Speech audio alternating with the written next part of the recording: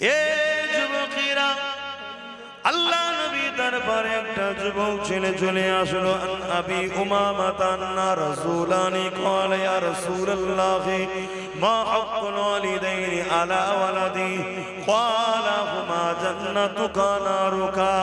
ইয়া রাসূলুল্লাহ, ইয়া হাবিবাল্লাহ, মা বাবার উপরে ছেলেদের হক কি? আল্লাহ নবী বললেন হুমা জান্নাতুকা নারুকা। বাবা ছেলেরে, তোমরা যদি মা বাপকে নারাজ করো জাহান্নামী হয়ে যাবে, আর মা বাপকে যদি রাজি করতে পারো আল্লাহ পাক তোমাদেরকে জান্নাতি বানিয়ে দেবে। যে মা বাপ তোমার আমার জন্য কতটা কষ্ট করেছে, এই যুবকেরা তরুণেরা সেই মা বাপকে ভালোবাসো, পিয়ার করো, তাদের দেখভাল করো, তাদের কথা মতো চলো। দুনিয়া জমিনে যাদের রয়েছে দোয়া চাও, আর যাদের চলে গেছে আল্লাহ দরবারে